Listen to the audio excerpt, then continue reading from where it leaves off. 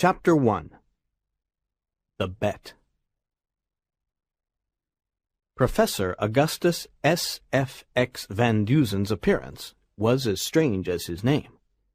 He was thin, with the thin shoulders of a student, and his face was extremely pale. His eyes were the eyes of a man who studies little things. They were always half-closed in concentration. Although he wore thick glasses, you could see that his eyes were blue.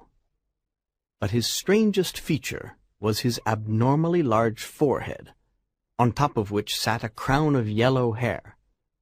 Together, all these things gave him a bizarre, almost grotesque personality.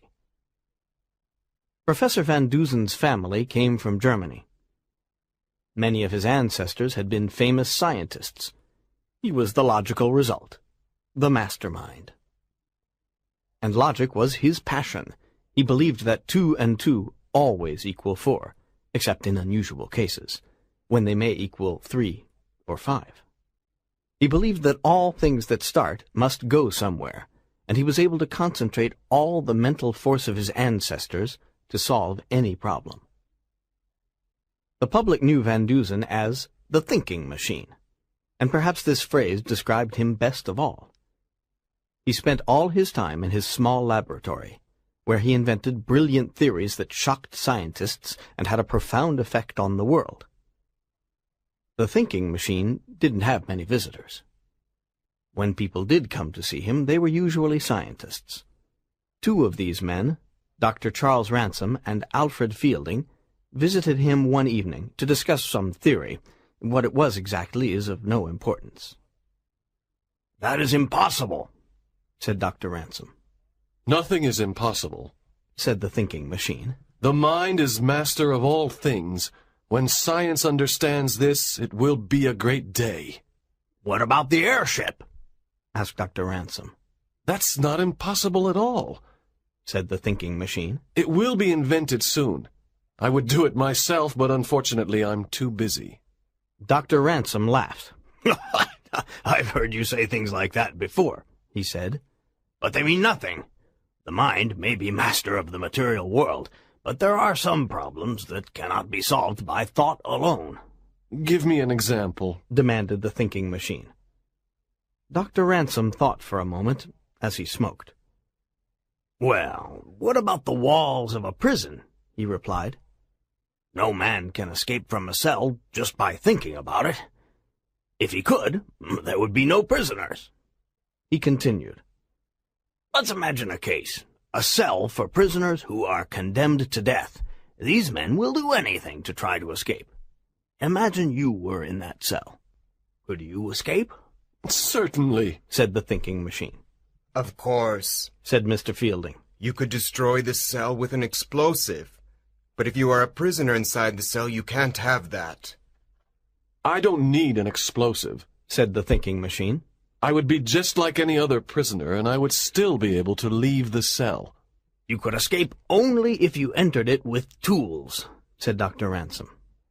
The thinking machine was visibly irritated. "Lock me in any cell, in any prison, anywhere, at any time, wearing only normal clothes, and I'll escape in a week," he declared. Dr. Ransom was interested. Mr. Fielding lit a new cigar. "You're saying that you could escape from the cell just by thinking about it?" Ransom asked. "I could get out." "Are you serious?" "Certainly I'm serious." Dr. Ransom and Mr. Fielding were silent for a long time. "Would you like to try it?" asked Mr. Fielding finally. "Certainly," said Professor Van Duzen, and added ironically, "I have done more ridiculous things than that to convince men of less important facts." Of course it was an absurd thing, but they decided it at that moment. "To begin now," said Dr. Ransom. "I'd prefer tomorrow," said the thinking machine. "Because—" "No, now," said Mr. Fielding. "You will be locked in a cell with no chance to communicate with friends. You will receive exactly the same attention as a real prisoner, a man condemned to death. Do you still agree to do it?" "All right, now, if you want," said the thinking machine, and he stood up. "The death cell in Chisholm Prison." Fine. And what will you wear? Very little. Said the thinking machine. Shoes, long socks, trousers, and a shirt. The guards will search you, of course. They must treat me like any other prisoner. Said the thinking machine. And so they made the arrangements. They had to obtain permission for the experiment, but all three of them were important men, and everything was finalized with a few telephone calls. The prison governors could not understand why Professor Van Dusen wanted to do it, but one thing was certain. They had never had such an important prisoner. The thinking machine dressed himself in the clothes that he was going to wear in prison, and called his housekeeper.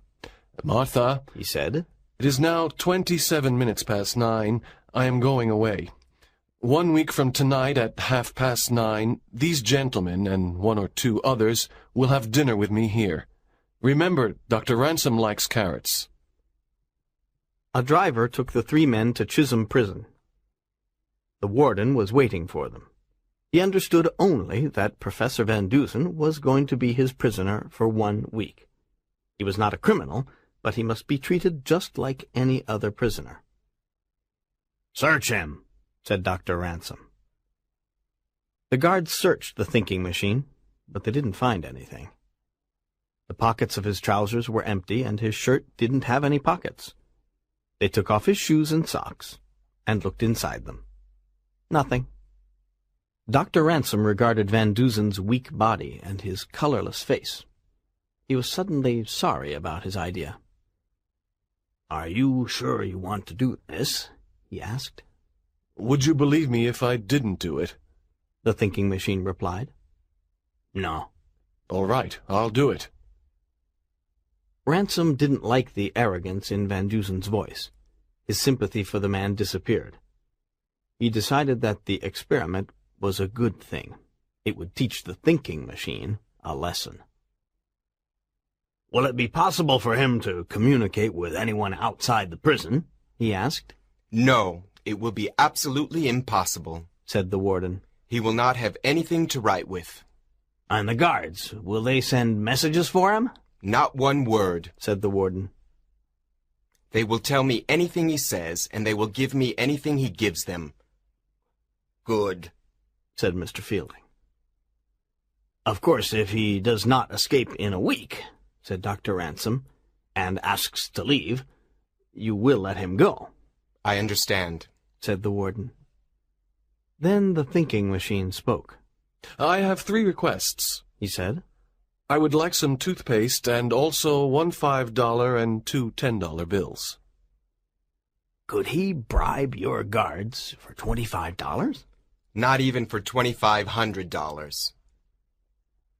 In that case, give him the money, said Mr. Fielding. "And what is the 3rd request?" asked Dr. Ransom. Could somebody clean my shoes? The 3 men looked very surprised. This last request seemed completely absurd, but they agreed to it anyway. After this, they took the thinking machine to his cell.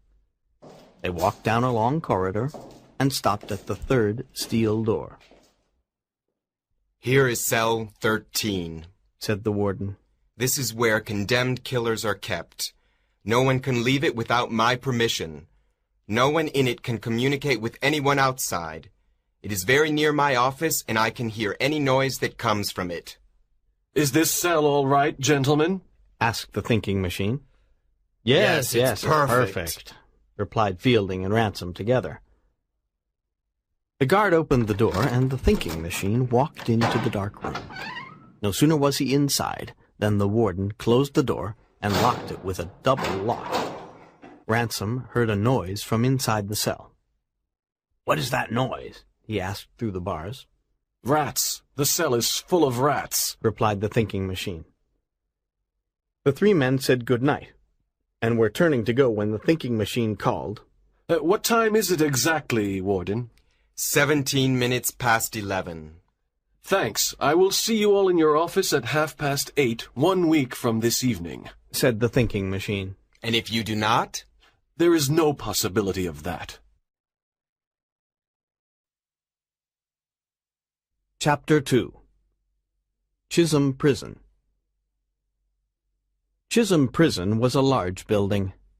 It was 4 floors high and stood in the center of a large open space. The wall around it was 6 meters high and impossible to climb. Even if a man managed to escape from his cell, he could not pass over the wall. The yard around the building was 8 meters wide on all sides. This was the distance from the prison building to the wall. During the day, prisoners used the yard to do exercises. But it was not for those prisoners in cell 13. There were always 4 armed guards in the yard, 1 for each side of the building. At night, strong lights illuminated the yard and the wall. The wires that carried electricity to these lights ran up the walls of the building. The thinking machine saw and understood all these things. He had to stand on his bed to see out of the small barred window. It was the morning after his incarceration. He soon realized that somewhere on the other side of the wall there was a river, because he could hear the sound of a boat and saw a river bird in the sky. From the same direction he heard the sound of children playing baseball, so he knew that there was a children's playground between the prison wall and the river. No man had ever escaped from Chisholm Prison, and it was easy to see why. The walls of the cell were perfectly solid, and the bars on the window were new. And in any case, the window itself was too small to escape through. But this didn't discourage the thinking machine. He looked up at the light and saw how the wire went from it to the wall of the prison building. He realized that the wire passed near the window of his cell. That could be useful. Cell 13 was on the same floor as the prison offices. The thinking machine couldn't see the ground through the window of his cell. However, there were only 4 steps up to the office floor. Therefore, the cell must be near the ground. Good. The thinking machine remembered how he had come to the cell. First, there was the outside guards' room, which formed part of the wall next to the prison gates. There was always one guard at these gates who let people come into the prison and then let them out again when the warden told him to. The warden's office was in the prison building. From the yard you had to pass through a solid steel door to get to it.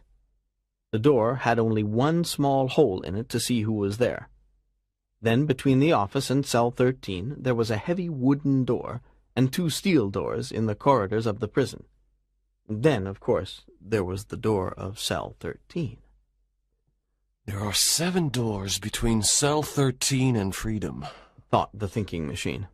It will not be easy, but there are advantages. I am alone here. Nobody looks at what I am doing. There is one guard who brings my food 3 times a day at 6 o'clock in the morning, at noon, then again at 6 in the afternoon.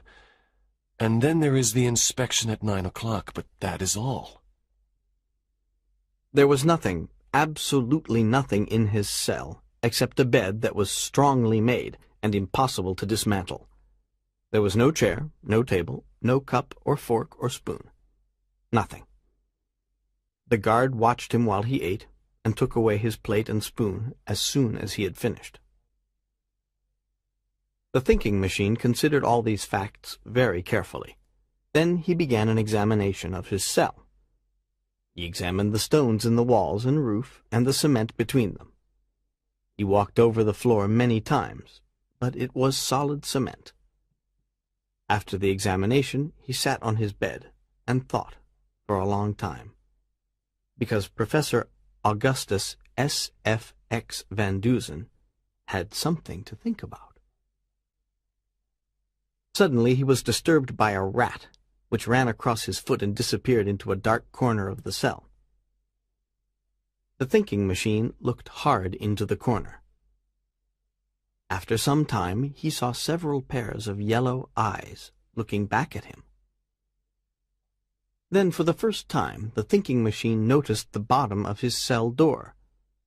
There was a space of about 5 centimeters between the steel bar and the floor. The thinking machine walked into the corner where the rats were, but he continued to look at the door. The rats were afraid and tried to escape.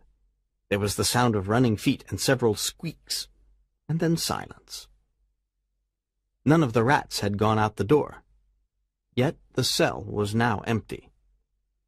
Therefore, there must be another way out of the cell, even if it was very small. He got down on his hands and knees and began to look for the opening. Finally, he found it. It was a small circular hole in the floor, about 4 centimeters in diameter. So this is how the rats escaped. Interesting. He put his hand in the hole. It seemed to be an old drain pipe. The thinking machine sat on the bed and thought for an hour. Then he looked once more outside his cell window. One of the outside guards stood directly opposite, beside the wall. He was looking at the window of cell 13 when the thinking machine's large head appeared. But the professor didn't see the guard.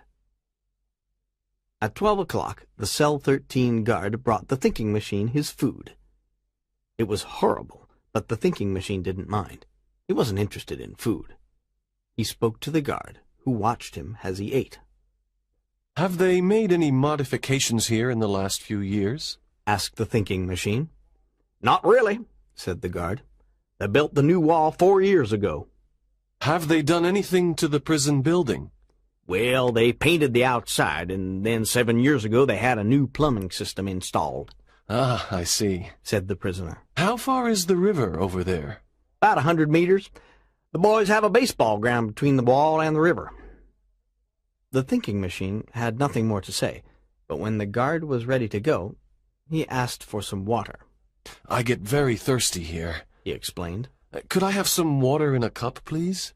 I'll ask the warden, replied the guard, and he went away. Half an hour later, he returned with a small cup. The warden says you may keep this cup, he told the prisoner, but you must show it to me when I ask for it. If you break it, I won't give you another one. Thank you, said the thinking machine. I won't break it. 2 hours later, the same guard was passing the door of cell 13. He heard a noise and stopped. The thinking machine was on his hands and knees in a corner of the cell. There was the sound of several squeaks. The guard watched him. Ah, I've got you, he heard the prisoner say. What have you got? Said the guard. One of these rats, he replied. See? The guard saw a rat in the thinking machine's hands. The prisoner carried it towards the light. It's a water rat, he said. Haven't you got anything better to do than catch rats? Asked the guard. It's terrible that there are rats in this prison, said the thinking machine. Take this one away and kill it. There are many more where it came from. The guard took the rat and killed it.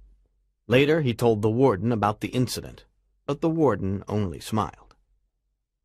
Later that afternoon, the armed guard in the yard outside cell 13 saw the prisoner look out and put a hand through the bars of the window. Something white fell slowly to the ground. It was a roll of linen from a shirt, and wrapped around it was a $5 bill. The guard looked up at the window again, but the face was no longer there. With a smile, he took the cloth and the $5 bill to the warden's office. There was something written on the outside of the cloth in strange ink. It said, Please deliver to Dr. Charles Ransom. Ha! said the warden. His first plan of escape has failed. But why did he address it to Dr. Ransom? And where did he get the pen and ink to write with? Added the guard. The warden looked at the guard, and the guard looked at the warden. There was no easy solution to the mystery. The warden studied the writing carefully. Well, let's see what he wanted to say to Dr. Ransom, he said. He unrolled the second piece of linen. Well, if that... What? What do you think of that? He asked, extremely confused. The guard took the piece of linen and read, Epa xeat dnet niawe tu si T. Chapter 3. A message from Cell 13. The warden spent an hour trying to discover what the message was. Why did his prisoner want to talk to Dr. Ransom? And where had he got the materials to write? He examined the linen again. It was a part of a white shirt. But what had he written with? The warden knew that the prisoner didn't have a pen or a pencil. So what had he used? The warden decided to investigate. The thinking machine was his prisoner. If this man is trying to escape by sending coded messages, he thought, I will stop him. The warden returned to Cell 13. He found the thinking machine on his hands and knees. He was catching rats. The prisoner heard the warden and turned to him quickly. It's terrible, he said. These rats, there are hundreds of them. Other men can live with them, said the warden. Give me your shirt. Here's another one. Why? Demanded the thinking machine. You have attempted to communicate with Dr. Ransom, said the warden angrily. As the warden of this prison, I must stop you. The thinking machine was silent for a moment. All right, he said finally. Here, take it. The warden smiled. The prisoner stood up and took off his shirt. He gave it to the warden. In exchange, the warden gave him a blue prison shirt. The warden looked at the thinking machine's white shirt. He compared the pieces of linen he had with the shirt. It was torn in 2 places. The thinking machine watched him. Did the guard give you those? He asked. Yes, he did, said the warden. And that is the end of your first attempt to escape. The thinking machine watched the warden as he looked at the shirt. He saw that there were only 2 pieces missing from it. He smiled. What did you write this message with? Asked the warden. I'm afraid you must discover that, the thinking machine said. The warden became angry, but he didn't say anything more. He made a very careful inspection of the cell and the prisoner. But he found nothing. Nothing that the thinking machine could use as a pen. And the liquid that he had used to write the message was also a mystery. Finally, the warden went out of the cell. He took the thinking machine's shirt with him. Well, he won't escape by writing messages on a shirt, the warden thought.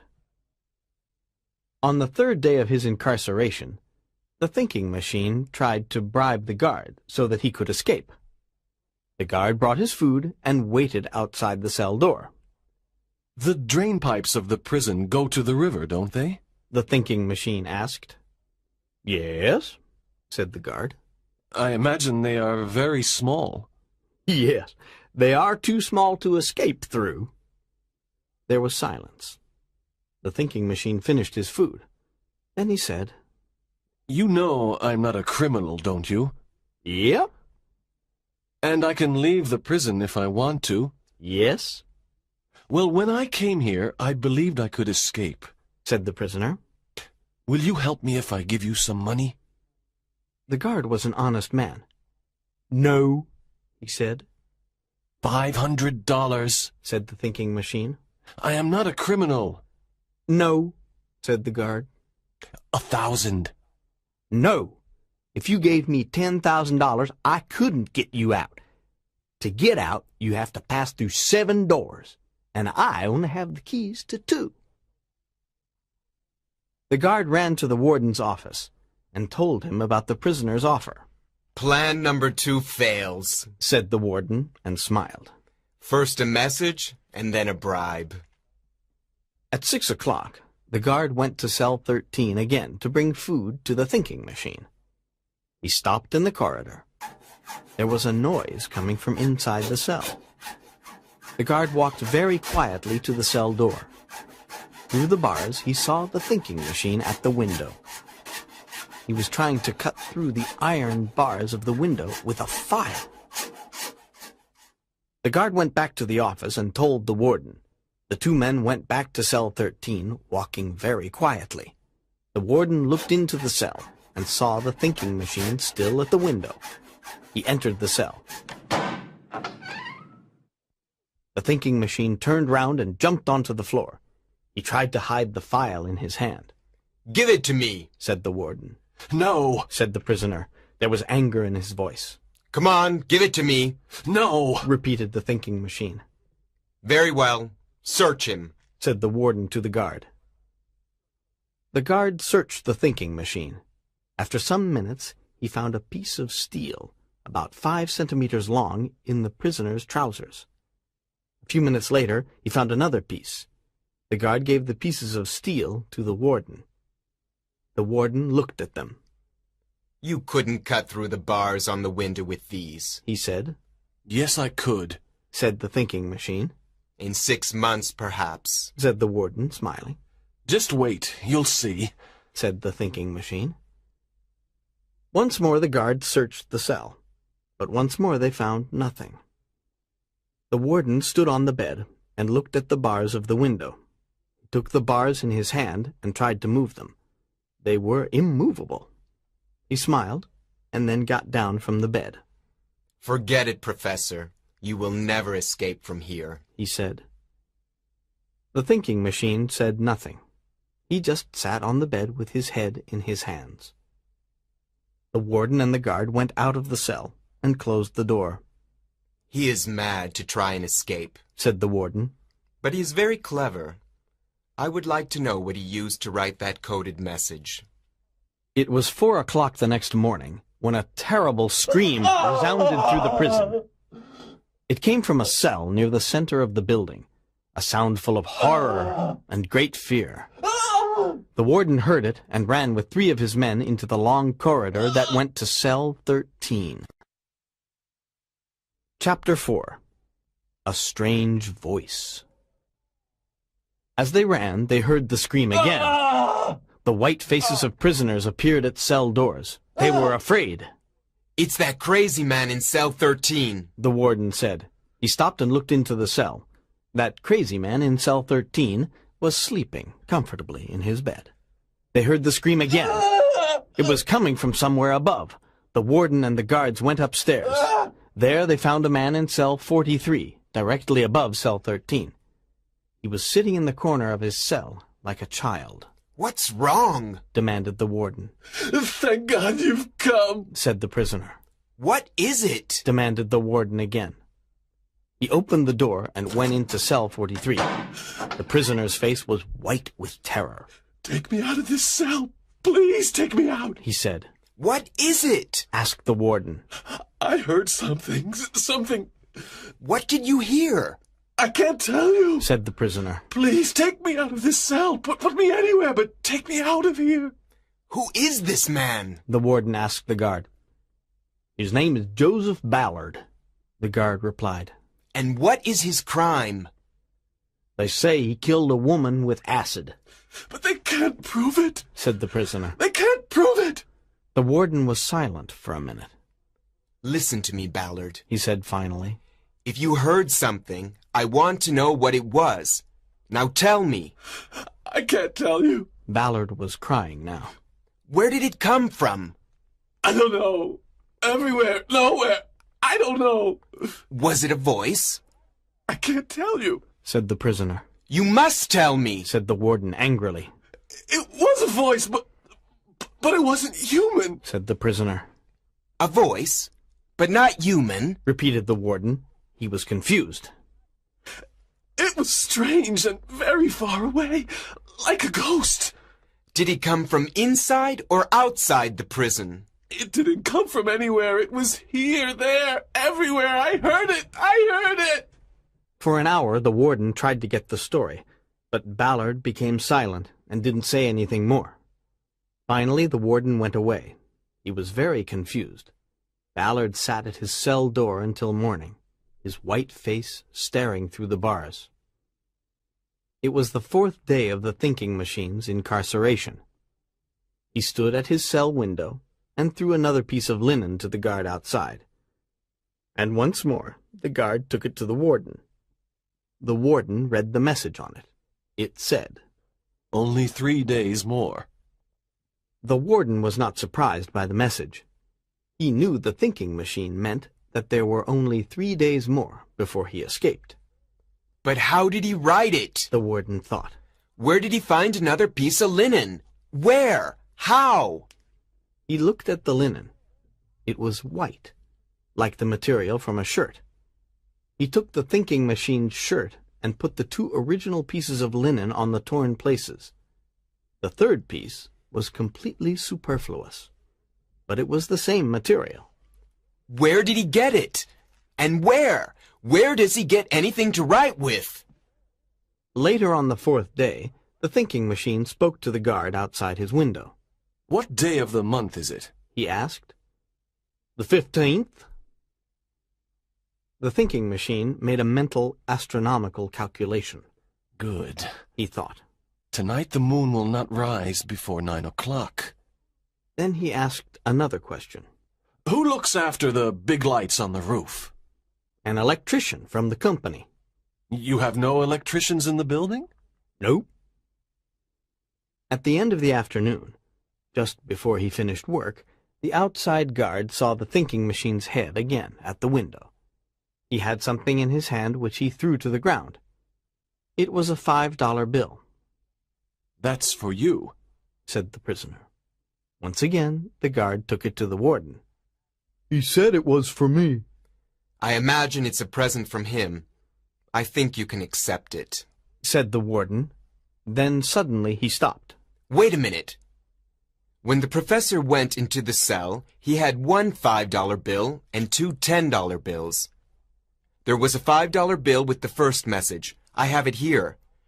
But now he has given you another $5 bill. It's impossible. He has only two $10 bills. Perhaps somebody changed a $10 bill for him, said the guard. Perhaps. But tonight we are going to search cell 13 again. We are going to search it as no cell has ever been searched before. So that night, at 3 o'clock in the morning, the warden and his guards searched the thinking machine's cell again. The warden found the hole in the floor. He put his hand into it. There was something there. He pulled it out. A dead rat. He threw it to the floor in disgust. But he continued the search. Once more he examined the bars on the window, but found them to be solid. He then examined the thinking machine's clothes. In his trousers he found some money. 5 $1 bills, said the warden. He was very surprised. That's right, said the prisoner. But you had 2 10s and a 5. How do you do it? That's my business, said the thinking machine. Did any of my men change this money for you? No. Well, do you make it? asked the warden. That's my business, said the prisoner again. The warden was very angry. He left the cell and went back to bed. About an hour later, he heard the scream again. He got up and ran immediately to cell 43, where he saw Ballard, his terrorized face pressed against the bars of the door. Take me out! Take me out! He screamed. I did it! I killed her! Take me out of here! Was it the voice again? asked the warden. Yes, said Ballard. What did it say? Acid! Acid! Acid! said the prisoner. It knew! I threw the acid in the woman's face and killed her! Oh. Acid? repeated the warden, more confused than ever. Chapter 5. Countdown to Freedom. On the 5th day of the thinking machine's incarceration, the warden looked tired. He wanted this thing to finish. He wanted his confusion to end. But that day, the thinking machine threw another piece of linen to the guard. It said, Only 2 days more. This time there was a silver $50 with it. Now the warden knew, he knew, that the man in cell 13 didn't have any $50. He couldn't have any $50, just as he couldn't have pen and ink and linen. But he did have them. It was a fact, not a theory. And that is why the warden looked so tired. Then there was the voice that Ballard had heard. The word acid. Didn't mean anything, of course. Ballard was obviously mad. But there were so many things that didn't mean anything, now that the thinking machine was in the prison. On the 6th day, the warden received a letter from Dr. Ransom. It said, "Dear Sir, Mr. Fielding and I will meet you in your office tomorrow evening. If Professor Van Dusen has not escaped, and we believe he has not, because we have not received a letter from him, we will meet him there too. Yours, Dr. Ransom." That day, the thinking machine had 3 more messages for the warden. They were written on the same linen and referred to the meeting with Dr. Ransom and Mr. Fielding. On the afternoon of the 7th day, the warden passed cell 13 and looked in. The thinking machine was sleeping on his bed. Everything in the cell was completely normal.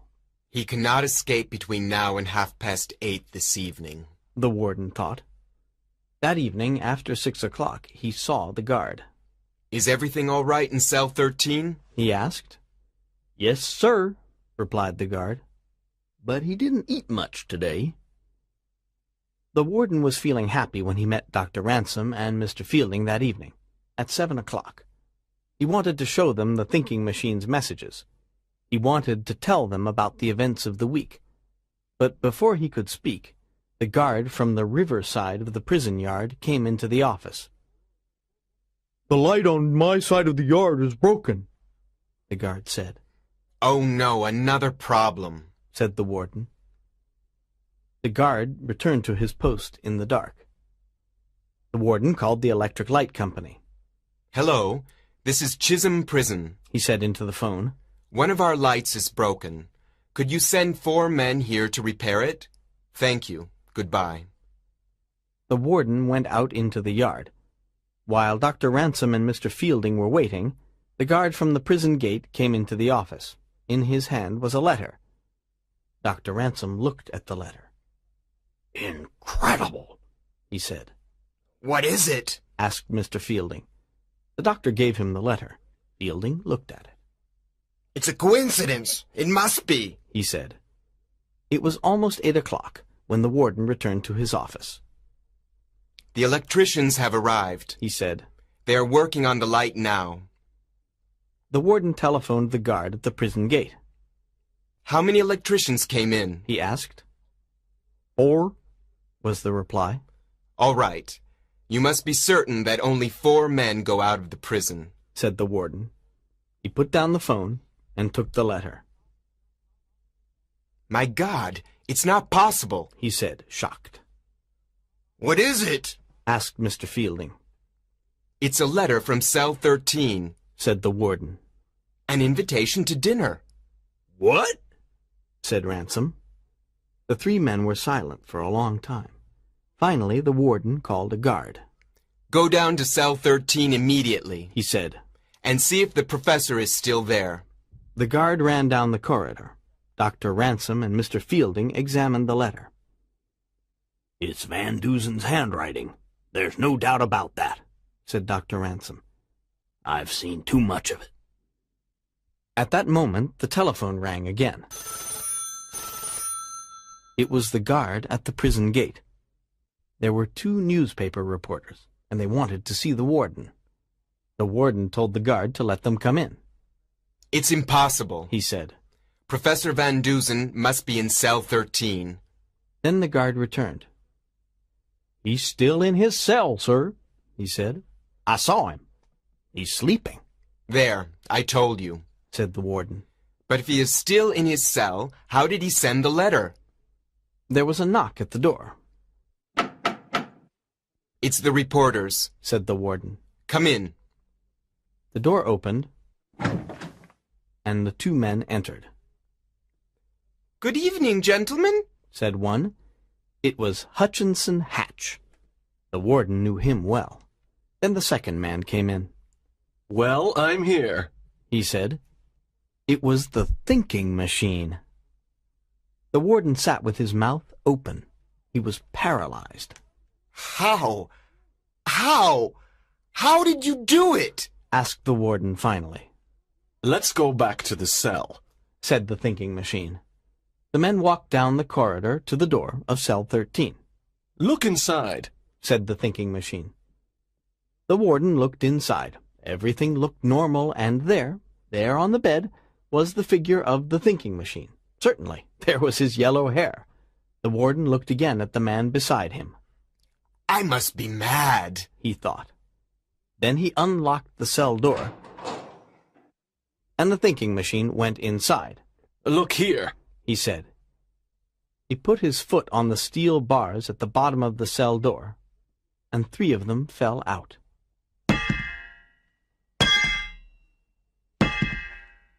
And here, too. The thinking machine stood on his bed and put his hand to the bars on the window. All of them came out. So what's this in the bed? Asked the warden. It's a wig, the thinking machine replied. Take the cover off. The warden did this. Under it was a coil of strong rope, about 10 meters long, a knife, 3 files, 3 meters of electric wire, a pair of steel pliers, a hammer, and a pistol. How did you do it? Asked the warden. You gentlemen have an invitation to dinner with me at 9:30, said the thinking machine. Come on, or we shall be late. But how did you do it? The warden insisted. You cannot hold a man in prison who can use his brain, replied the thinking machine. Come on, or we shall be late. Chapter 6. How did he do it? When dinner was finished, the thinking machine turned to Dr. Ransom. Well, do you believe me now? He asked. Yes, I do, replied Dr. Ransom. There was a long silence. Like all the other guests, Ransom was waiting for the explanation. So, tell us how you did it, said Fielding finally. The thinking machine began the story. The agreement was to go into a cell in Chisholm Prison with nothing but the necessary clothes, and to leave that cell within 7 days. I didn't know Chisholm Prison. When I went into the cell, I asked for 3 things: toothpaste, 2 $10 bills, and 1 $5 bill, and to have my shoes blacked. You agreed to these things. I knew that there was nothing useful in the cell, so I had to use these 3 innocent things to help me escape. But anything is dangerous in the hands of a man like me. The first night I did 2 things. I slept, and I ran after rats. You gentlemen thought I wanted time to organize an escape with assistance from outside the prison. But this was not true. I knew I could communicate with anyone I wanted to at any time. The warden looked at him for a moment. The thinking machine continued. The guard woke me up at 6 o'clock the next morning. He brought me my breakfast. He told me lunch was at 12 o'clock and dinner was at 6. I knew that between these times I was alone. So after breakfast, I examined the outside area from my cell window. I saw that it was impossible to get over the wall. But I knew that on the other side of the wall there was a river and also a playground. The guard confirmed it. So I knew one important thing. A person could come near the prison on that side without attracting the attention of the guards. But there was something even more important. I saw a wire which went to the light on the prison roof. It was very near my cell window. I knew then that if it was necessary, I could cut off that light. Then I thought about escaping through the prison building. I remembered the way to my cell. I knew that was the only way out. There were 7 doors between my cell and the outside. It was too difficult. The thinking machine stopped for a moment. Dr. Ransom lit a new cigar. For several minutes there was silence. Then the thinking machine continued. When I was thinking about these things, a rat ran across my foot. It gave me a new idea. I saw there were at least 6 rats in the cell, but they didn't come from under the door. I ran after them and they disappeared, but they didn't go out of the door, so I knew there was another way out. I looked for this other way and found it. It was a hole in the floor. It went to an old drain pipe. Obviously the rats came this way. But where did they come from? Drain pipes normally go outside the prison. This one probably went to the river or near it. So the rats came from that direction. When the guard came with my lunch, he told me two important things. One was that there was a new plumbing system in the prison. The other was that the river was only 100 meters away. So I knew that the pipe in my cell was part of an old system, and I knew it went to the river. The other end of the pipe was outside the prison walls. But before I could start work, I knew I had to distract the warden. I wanted him to think that I was trying to communicate with you, Dr. Ransom. So I took 2 pieces of linen from my shirt and wrote a message on them. Do you have the message, Warden? Yes. The warden looked at the coded message. But what does it mean? He asked. Read it from right to left, beginning with the T, said the thinking machine. Don't consider the division into words. The warden read the message. This, he began, is not the way I intend to escape. The warden smiled. But what did you write it with? This, said the thinking machine. He put his foot on the table. On it was the shoe that he wore in prison, but the polish was gone. The shoe polish, mixed with some water, was my ink, said the thinking machine. And the metal end of the shoelace was a good pen. The warden laughed. Continue, he said. After the message, the warden wanted to search my cell. This was good. I wanted him to search my cell very often. I thought, he won't find anything, so he will stop and leave me alone. The warden took my shirt away and gave me a prison shirt. Without my white shirt, I couldn't write any more messages, but I had another piece of the same shirt in my mouth. Where did it come from? Asked the warden. I saw that there were only 2 pieces cut from the shirt, and I had both of them. You forget that shirts like mine have 3 layers of linen, the thinking machine replied. I took out the inside one. You didn't notice it. Now that the warden was busy, I started to work on my real escape plan. I knew that the pipe from my cell went to the playground outside the prison. It is a place where boys play baseball. I knew many of the boys there. I knew that the rats came into my cell from out there. Perhaps it was possible for me to communicate with someone outside. I could use the rats. The first thing I needed was a long thread, so I used the thread from my socks. He pulled up his trouser legs. The strong thread at the top of his long socks was not there. Then on 1/2 of my last piece of linen, I wrote a message for Hutchinson Hatch. He is a friend and often helps me. I knew he would help me this time. It was a great story for his newspaper. I tied a $10 bill to the letter to attract attention. People always find money. I wrote on the linen, "If you find this message, give it to Hutchinson Hatch. He will give you another $10 for the information."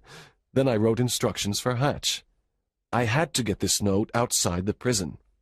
There were 2 ways, but the best way was the rats. I took one of them. I tied the linen and the money to one of its legs and tied my thread to another. Then I put it in the pipe. From the moment the rat disappeared into that dirty pipe, I was nervous. The thread could break. Anything could happen. I waited. I was holding the thread, and I saw that it became gradually shorter. Finally, there was only about 1 meter of thread in my hand. I knew that the rat was outside the prison. But would Hatch receive the message? I had to wait. I decided to try some other maneuvers. This was to confuse the warden more.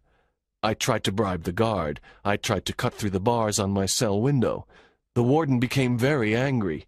He took the bars in his hands to see if they were solid. They were, then. That night I didn't sleep. The thread was tied to my hand. I waited for the signal from outside. I thought, if Hatch has received the message, and if he finds the drainpipe, he will pull the thread. At 3:30 in the morning, I felt something pull the thread. The thinking machine turned to Hutchinson Hatch. "Now you can explain what you did," he said. A small boy brought the linen message to me. I gave the boy another $10. I got some string and then some wire. I went with the boy to the playground. I looked for the end of the drain pipe for an hour. Then finally I found it. It was about 30 centimeters in diameter. I took the end of the thread and pulled it 3 times. The professor pulled twice to reply. Quickly, I tied my string to the professor's thread. Then I tied the wire to the string. Professor Van Dusen began to pull it all into his cell. The wire was the most important because it could not break. The thread was too weak. It could break easily. With the wire, I could transport things to the cell.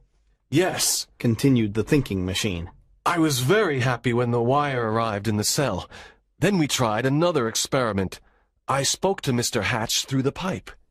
He heard me, but it was not easy for him to understand me. I wanted some nitric acid, and I had to repeat the word acid several times. Then I heard a scream from the cell above me. With the wire, it was easy to transport things to my cell, and it was also easy to hide them.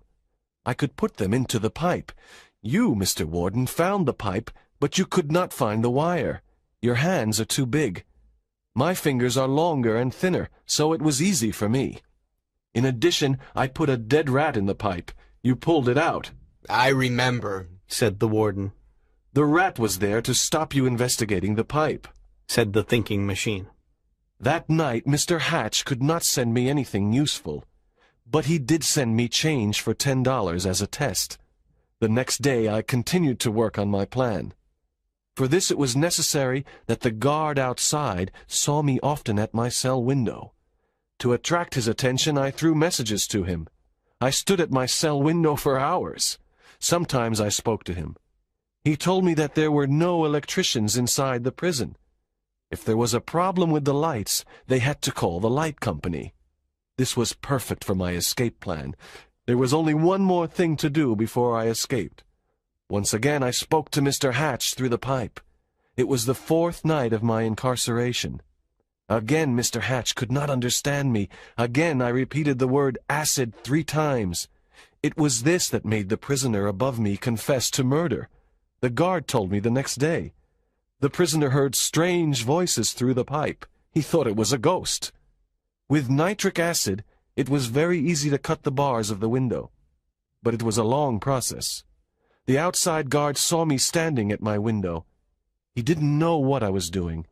As he watched me, I cut the bars with a piece of wire covered with acid. On the night of my escape, I used the same acid to cut the electric wire that went to the lights. The yard outside my window was completely dark. It was easy to escape. I also had a wig from Mr. Hatch. It was the same color as my hair, yellow. I put it in the bed with some other things that Hatch sent me. When the guard passed the door, he thought I was sleeping. But how did you get outside the prison gate? Asked the warden. It was simple, the thinking machine replied. As I said, I cut the wire to the lights before the guards turned on the current. When they turned on the current, the light on my side of the yard didn't work. The outside guard went to your office to tell you, and I escaped through my cell window. I stayed in the shadows until the 4 electricians arrived. Mr. Hatch was one of them. When I saw him, he gave me some workman's clothes to put on. You, Mr. Warden, were standing only 3 meters away. Then Mr. Hatch called me as a workman, and together we went out of the gate to get something from the van. The guard at the gate knew that there were 4 workers in the yard. He saw that we were workers, so he let us go out of the prison. Then we changed clothes and came back in. We went to your office and asked to see you.